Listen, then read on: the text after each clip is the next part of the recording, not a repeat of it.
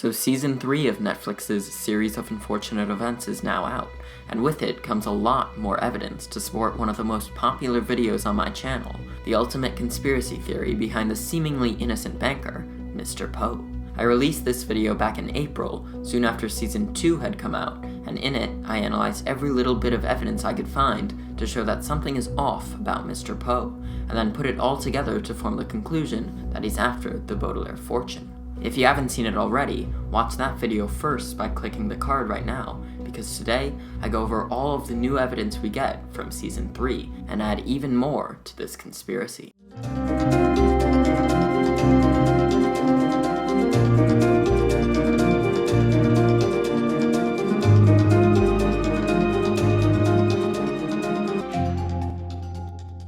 Hey everyone, let's get right into it, shall we? Major Season 3 spoilers from here on out. So the final season of the Unfortunate trilogy doesn't confirm this theory, but it definitely doesn't disprove it either. If anything, the idea that Poe is acting on a much greater scheme throughout the entire show is stronger after this season than the last. It starts in the slippery slope when we see Poe randomly show up from out of nowhere and confront none other than Kit Snicket. We last saw Poe driving back into the city from the carnival in episode 10 of Season 2, alongside the former Proof Rock Preparatory School math teacher, Mrs. Bass. He says nothing about going to the mountains next, and actually talks about how he wants to stop worrying about the Baudelaires. And yet, he's still quite in the picture in the slippery slope, claiming that his bank was robbed, and that he wanted to quickly get out of town. This should stop almost all viewers, as what are the odds that Poe goes to the place that the Baudelaires are, and why would he even go to these mountains in the first place if they're clearly undesirable? Poe is lying to Kit's face. He's there because the Beaudelaires are there, and for no other reason. It's also clear, though, that Poe recognizes Kit as a threat for taking the children. He offers her a ride back to the city when he doesn't even have a car, maybe to dispose of her? After all, he does offer her poison berries just before this, and Poe would definitely not get caught since the mountain is housing so many villains in the first place. This plan doesn't work out, but Poe thinks of an even better plan next. Instead of killing Kit, he uses her to track the Beaudelaires and eventually get back to them. His excuse for staying close to her is that he wants her to become his new secretary, and again he has a family that he doesn't seem remotely interested in. Something is definitely going on. Poe's a banker, he has no reason for doing any of these things, or joining the Beaudelaires at any of their exotic locales. And the way that the slippery slope ends makes him even more suspecting. He gets word of the fires from his coworker, and a shot of the man with a beard and no hair and the woman with hair and no beard comes in, but it's Poe's voice that gleefully talks about the orphans and the fortunes. The evidence is almost too clear. We then get to see Poe's plan pay off, as he's present for all of the telegrams between Kit and Fiona, and if Poe's as smart as we think he is, he could definitely decipher these messages. I mean, how else would he know that the Baudelaires were going to show up at Briny Beach in the next episode? It can't be one coincidence after the other. He's obviously been tracking them, and he finally meets up with them again towards the end of the Grim Grotto. Here, at Briny Beach, we see Poe finally ask the question he's been waiting to ask since the beginning. He asks the Baudelaires if they would like him to be their guardian.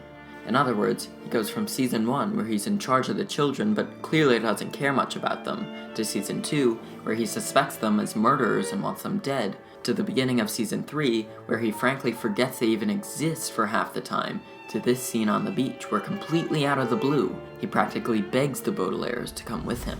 Unfortunately for Poe, they refuse this offer and go with Kit instead. But even once the foursome heads to the car, Poe looks longingly after them, or should I say, after their fortune that he still hasn't succeeded in getting.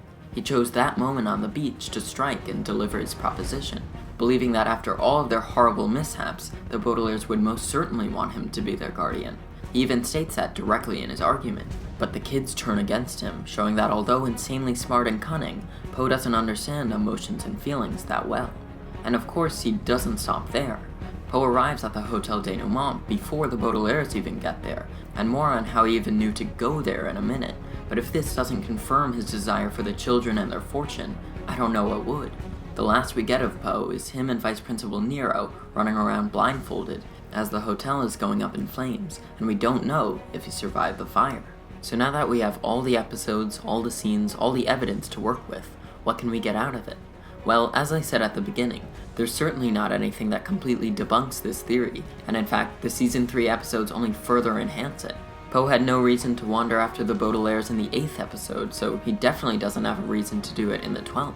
His plotline just doesn't make sense, but no one suspects him of anything because they're too busy worrying about the characters that are in broad daylight. But let's go back to how Poe even knew how to get to the Hotel Denouement in the first place. Because the only clue he gets is when Kit asks the Baudelaires if they still want to go to the last safe place. I think it's because by now, Poe has nearly deduced everything that is going on with the children, Olaf, and everyone else involved in VFD. We even see him bring in an extremely thick book on the complete history of injustice, and when he tells Olaf about this, it's clear that he knows more about the past events than what his facade put on in the past.